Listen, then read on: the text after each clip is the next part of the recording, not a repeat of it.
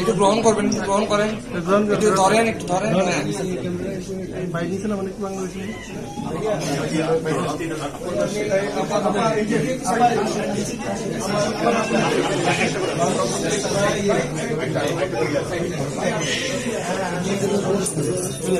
আমরা দুইটা না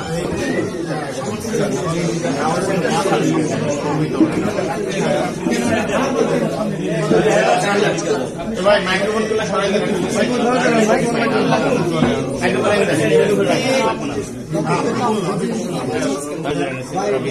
চেয়ারম্যান সাহেব পাঠিয়েছেন ওকে পাশাপাশি সহযোগিতা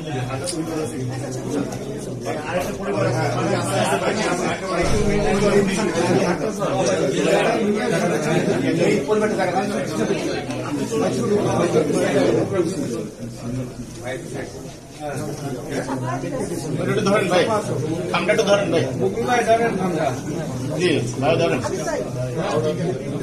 ভাই ধরেন,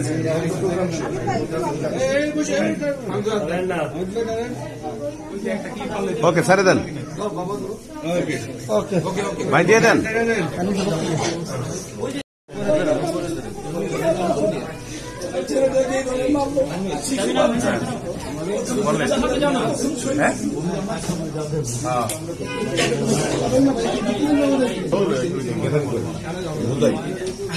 বাবু লারা আমরা পিছাই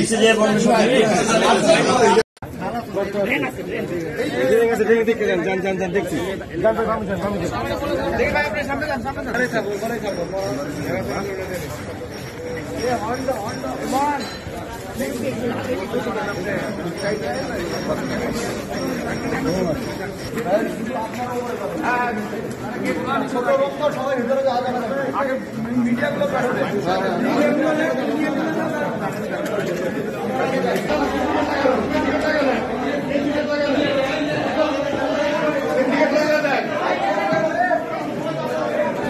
বকুল ভাই,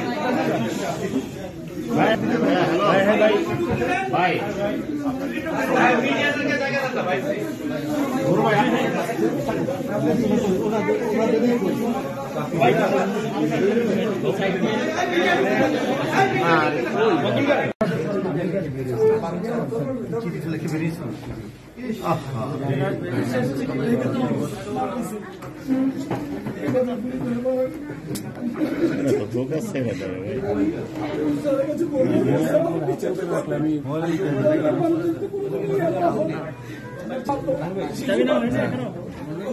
সামনে যাও না, হ্যাঁ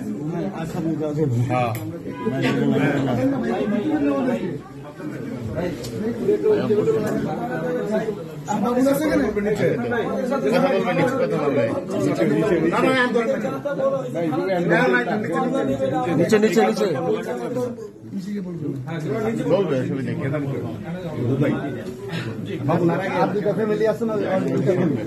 পিছনে যাই, আমি পিছনে পড়বে, আমরা পিছিয়ে যেয়ে পড়বে সব বসবে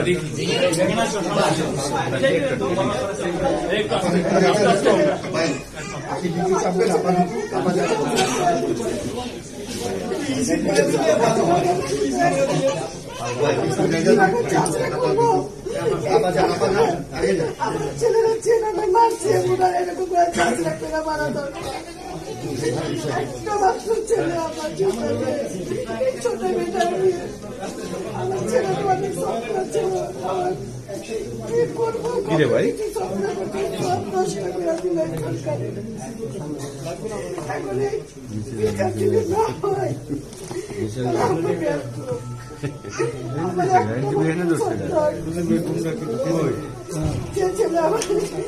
ছেলেরা আমি জন্ম দিচ্ছি, এখন মহিলা মনে করছি ফল দিব, চা দিব, এখন ছেলেটাই আসতে লাগেছে, মাথা ঢুকেন না।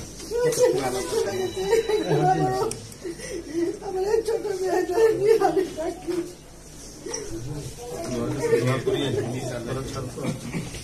মানে আপনাকে সান্ত্বনা দেওয়ার ভাষা নেই। আপনার এই শোক, সন্তান হারানোর শোক, এটার সান্ত্বনা আমরা খুঁজে পাচ্ছি না। ছোট মেয়েটা অনেক আদর করতো, বোনের জন্য চিন্তা, বোনের জন্য এটা করবো সেটা করবো। 5 বছর জন্মদিন এত সুন্দর করে পালন করেছে। এবছর তো আমার মেয়ের জন্মদিন তো দূরের কথা, চিন্তা করা যায় না। কারণ 21 তারিখে এত সুন্দর করে জন্মদিন পালন করছে আমার মেয়ে। কি বলবো, আমার ছেলের দেহটা দেখেন, মায় বলবে যে আমার ছেলের লাশ আনতে চাই, মায় বলবে যে আমার ছেলের লাশটা আনতে চাই। আমি আমাদের ফোন করা হয়েছে, ফোন করে বলবো যে আপনার ছেলে হাতে নাকি পায়ে গুলি গেছে। তারপরে আমি গেছি, যা দেখি আমার 2 ভাই সাবধান দিয়েছি, এরা লাশটা আনতে গেছে, ঢাকার সব মিনারে রাখছে। যা দেখি তখন আমি আমার ছেলের লাশটা আমার নাস্তা দিয়ে গেছে, মাত্র নাস্তা দিয়ে গেছে, বাইরে আমার ছেলের খবর পেলাম।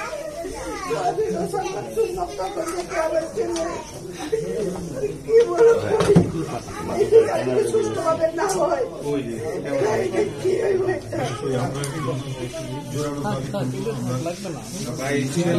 আরেকটা পরিবার না আছে, আরেকটা পরিবার না আছে, বাংলাদেশের মানুষ এটাকে ইতিবাচক ভাবে নেয়নি, বরং ভারতের যে একটা আধিপত্যকামী মনোভাব রয়েছে, ভারতের যে একটা আগ্রাসী মনোভাব রয়েছে, আমরা যেটা বলবো সেটা করবে। কিন্তু বাংলাদেশের মানুষের যে তাদের যে জাতীয়তাবাদী চেতনা, তার যে দেশপ্রেম, তার যে সার্বভৌমত্ব এবং স্বাধীনতা রক্ষা এবং নিজেদের যে অর্জন, গণতন্ত্রের অর্জন, স্বাধীনতার অর্জন এবং রক্ত দিয়ে যে অর্জন, সেই অর্জনকে তারা অবমূল্যায়ন করে অথবা তারা সেটা বুঝতে চায় না। সেটা বুঝতে চায় না বলেই তারা এই জিনিসগুলো করতে চায়। এই যে দেখুন না, আমি সংবাদেই পড়েছি, আমাদের দেশের মাছ ধরা জেলে, তাই না, তাদেরকে প্রতারণা করে তারা নিয়ে গিয়ে সেখানে তাদের সাথে খারাপ ব্যবহার করতে, গ্রেপ্তার করতে, তাদেরকে গ্রেপ্তার করছে। তো ভারতের কাছ থেকে তো এটা প্রত্যাশা করা যায়, কারণ যেখানে গণতন্ত্র আছে সেখানে আইনের শাসন, সবার কর্তৃক সেই আইনের শাসন। কিন্তু আমরা দেখেছি বাংলাদেশের ক্ষেত্রে ওরা কোনো আইনের শাসন মানে না, ওরা একটা আগ্রাসী মনোভাব দিয়ে কাজ করে। আপনারা দেখেছেন গতকাল গেছে ফেরানি হত্যা দিয়ে একটা কিশোরীকে কিভাবে হত্যা করে বিএসএফ আপনার কাঁটাতারের বেড়ার উপর ঝুলিয়ে রেখেছে।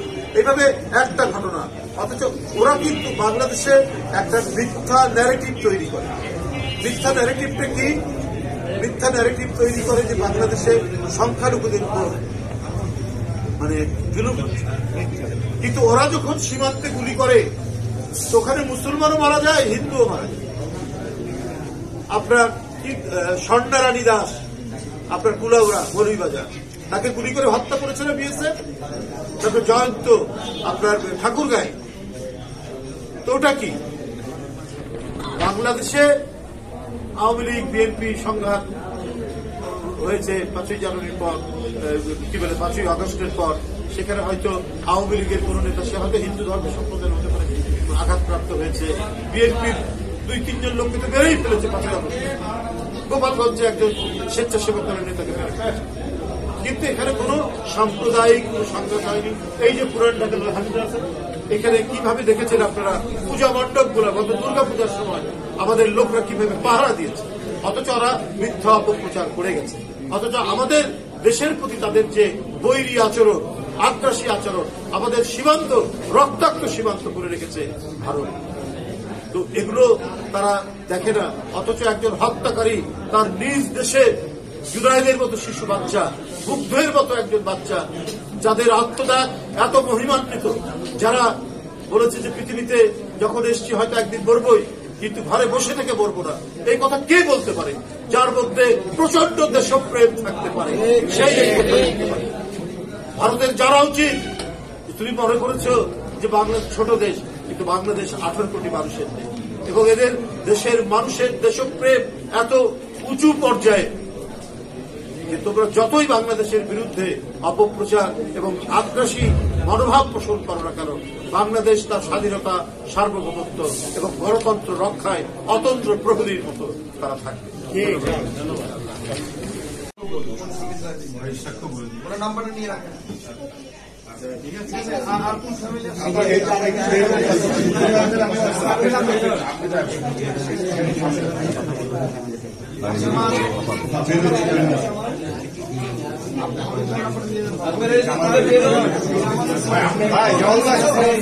তারা কাঁপলো না। ক্যামেরা বন্ধ হয়ে গেছে।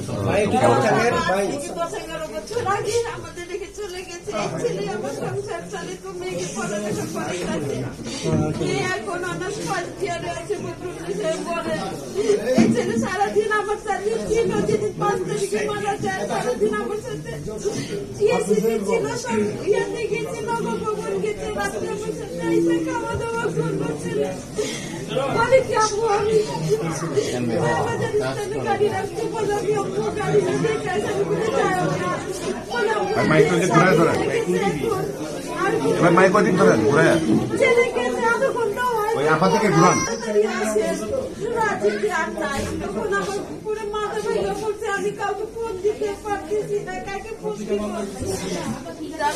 আমার ভাইকে ফোন দেই, বড় ভাইকে। তখন আমার ভাই আমি আমার সঙ্গে ফোন দিতে যাই, দেখি মিটফুটের রাস্তার মেঝেতে আমার ছেলে এভাবে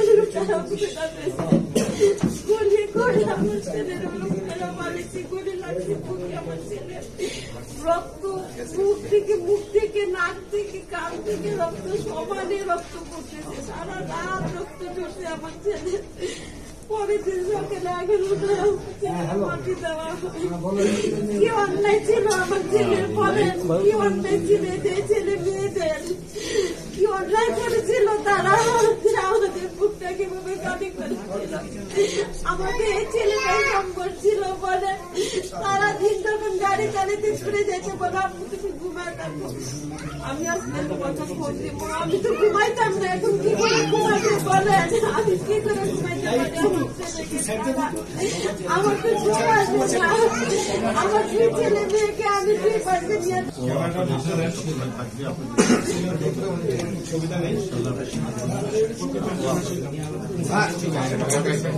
ভাই, আমরা কেন্দ্রে বসে একটা দাবি জানাচ্ছি, সরকারি স্থাপনা করে বলবেন যারা নমিনেশন যাদের দিবেন এরা তো মোটামুটি সবাই সচ্ছল, সবাই করে আহত পরিবারগুলা, শহীদ পরিবারগুলা, অনেক আহত শহীদ পরিবার আছে যারা মানে কর্মক্ষম ব্যক্তিরা হয়ে গেছে। এরা যেন একজনের পুনর্বাসনের ব্যবস্থা করে, অনেক সহজ হয়ে যাবে আমাদের দেশে।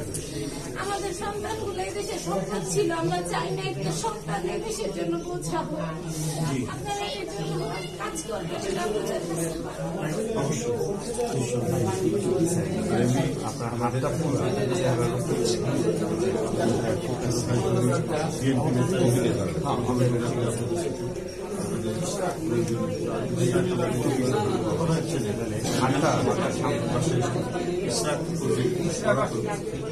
সৌরভ একটু এখানে আসো।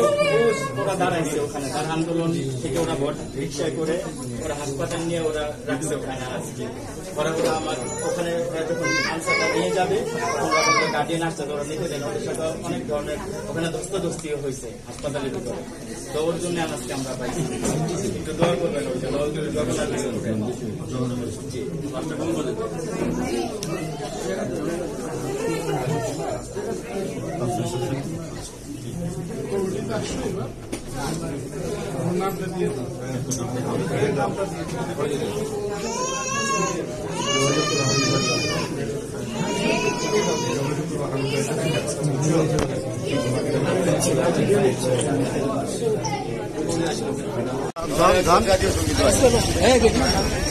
আসসালামু আলাইকুম।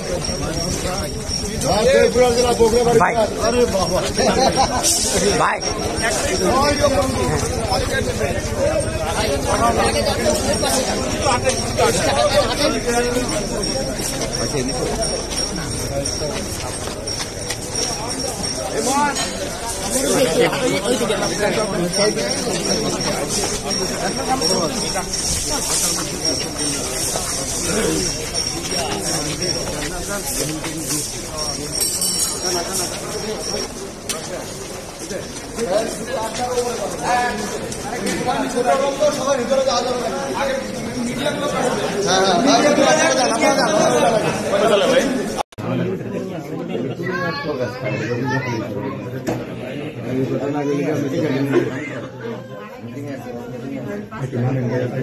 একবার এই দিয়ে বসে পড়েন, নিচে ফ্লোর তো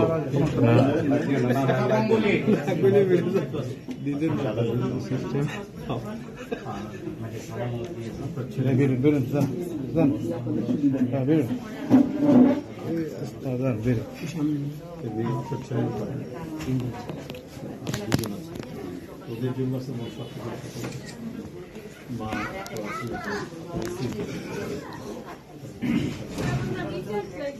নিঃসন্দেহে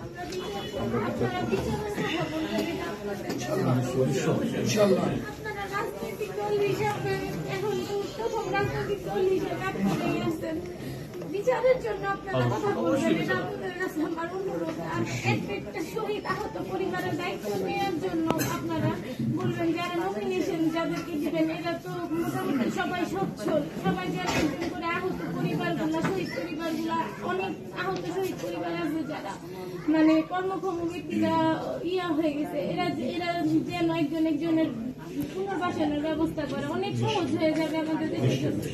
আমাদের সন্তানগুলো এদেশের সন্তান ছিল, আমরা চাই না একটা সন্তান এদেশের জন্য বোঝা হোক। আপনারা এর জন্য কাজ করবেন, এটা অবশ্যই আমাদের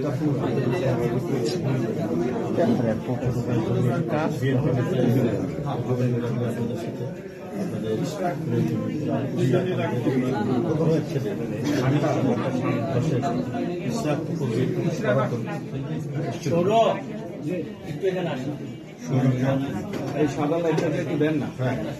দিমু দাদা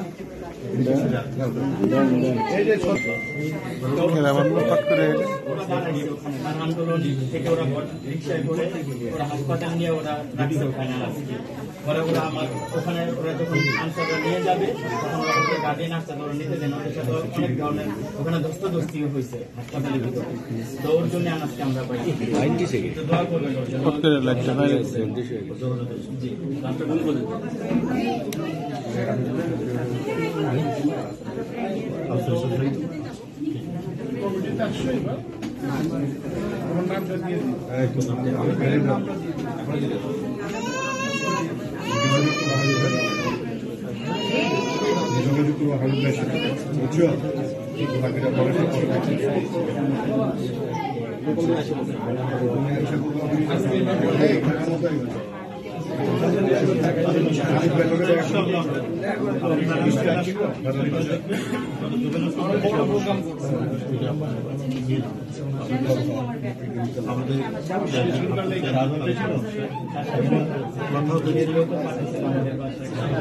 আমরা সবাই এসেছি একটা যা সহযোগিতা ছিল ছোট্ট আমাদের কন্টিনিউ একটু গ্রহণ করবেন, একটু গ্রহণ করেন, একটু ধরেন,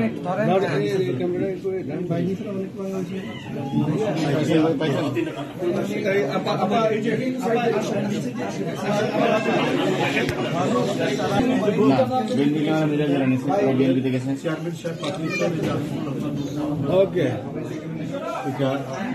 সামান্য পাশাপাশি সহযোগিতা পরিবার আছে আরেকটা পরিবার আছে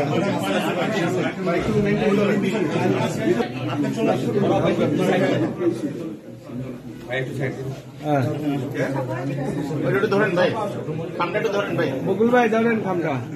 জি ভাই ধরেন। বকুল ভাই ধরেন। না আমি যারা এখানে আমরা এসেছি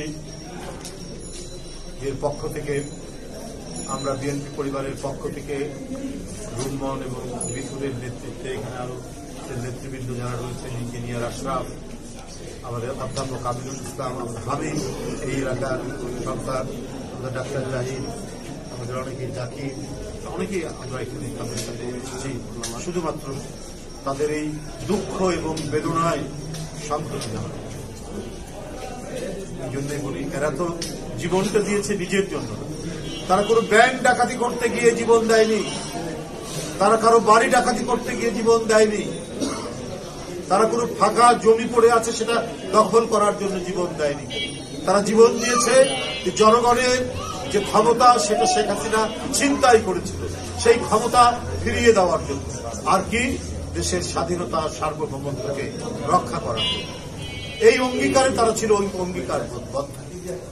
তো আজকে তো আমাদেরকে সেটা মনে রাখতে হবে। আজকে জনগণ যাতে দুঃখে না থাকে, ডক্টর ইউনূসের যে অন্তর্বর্তীকালীন সরকার, তাদেরকে তো দেখতে হবে তাদের রক্তের উপর আপনার সরকার গঠিত।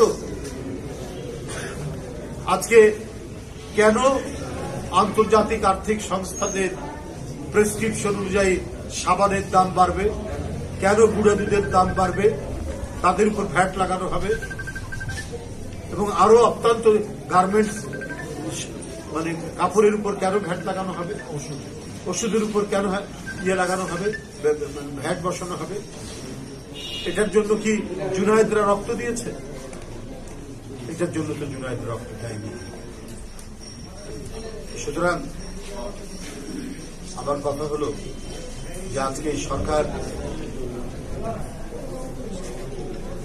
জনগণের এত বড় আত্মদানের পথে সরকার, তারপরে সারা জনগণ যদি মানে যে জিনিস তার উপার্জনের সাথে কেনার কথা, সঙ্গতি রেখে যে জিনিসের দাম হওয়ার কথা, সেখান থেকে যদি আরো অধিক দামে নিত্য প্রয়োজনীয় জিনিস কিনতে হয়, তাহলে তো জুনায়েদের রক্ত বৃথা যাবে, ইয়াসিনের রক্ত বৃথা যাবে। বন্ধুরা আমার, আজকে আপনারা দেখছেন যে নানা ইতিহাস বিকৃতি, এই ইতিহাস বিকৃতি থেকে সঠিক ইতিহাস শেখ হাসিনা প্রণয়ন করতে দেয়নি। শেখ হাসিনা চেয়েছে তার বাপ এবং তার পরিবার ছাড়া এই বাংলাদেশের স্বাধীনতা, এই বাংলাদেশের স্বাধীন সত্তার জন্য যারা লড়াই করেছে, সংগ্রাম করেছে, কথা বলেছে, তাদের কোনো নাম থাকবে না। কিন্তু প্রকৃত ইতিহাস লেখার জন্যই তো এই শহীদরা জীবন দিয়েছে। সুতরাং আজও কেন শেখ হাসিনার দোসররা বিভিন্ন জায়গায় থাকবে? তারা তো ইতিহাস বিকৃতি করার চেষ্টা করবে। আজকে জানুয়ারি মাসের 8 তারিখ 81% ছাত্র এখনো তারা বই পায়। যতটুকু বই পেয়েছে সেখানে আবার প্রিন্টিং মিস্টেক, এবং এইটার জন্য কে দায়ী? এই মুদ্রণ ব্যবসার সাথে যিনি দায়ী তিনি হচ্ছেন শেখ হাসিনার একজন ঘনিষ্ঠ দোসর, তাকে রক্ষা করা হয়েছে। তো জুনায়েদের রক্ত তো এই জন্য সে দেয়নি। ক্লাস 9-এ পড়া একটা ছেলে, সেটা তো সুন্দর বাংলাদেশ করার জন্য দিয়েছিল, যে হ্যাঁ ফাইনাল পরীক্ষা শেষ হওয়ার পর তার হাতে ঝকঝকে নতুন বই এসে পড়বে।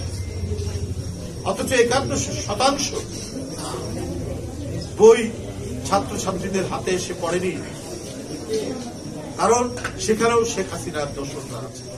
ওরা বাংলাদেশ লুট করেছে, ওরা শিশুদের মুখের দুধ আত্মসাৎ করেছে, এরা জায়গা জমি দখল করেছে, এদের ব্যবসায়ীরা হাজার হাজার কোটি টাকা, লাখ লাখ কোটি টাকা পাচার করেছে। সেই পাচারের কিছু অংশ শেখ হাসিনারও রয়েছে। এখন পৃথিবীর নাম করা সমস্ত পত্র পত্রিকায় শেখ হাসিনার পরিবারের কারা কি ফ্ল্যাট পেয়েছেন, কার কত জমি, কার কত হাজার হাজার লক্ষ লক্ষ পাউন্ড জমা আছে, সেগুলো এখন সংবাদপত্রের পাতায় ভেসে আসে।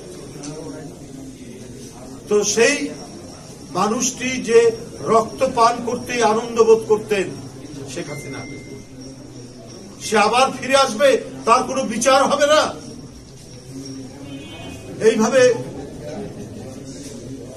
এই শিশুরা যারা জীবন দিয়েছে, রক্ত ঝরিয়েছে, তাদের উপর যারা অন্যায় করেছে, অন্যায়কারীদের বিচার হবে না। তাদের অনেকেই এখনো ঘাপটি মেরে আছে। যে সমস্ত আইন শৃঙ্খলার বাহিনী গুলি করেছে তাদেরকে তো মিডিয়ার আলোর সামনেই তো, মিডিয়ার ক্যামেরার সামনেই তো অনেকে চায় না। তারা কেন এখনো পর্যন্ত সবাই গ্রেপ্তার হয়নি, কেন বিচারের আওতায় নিয়ে আসা? এটা তো আজকে সকলের দাবি।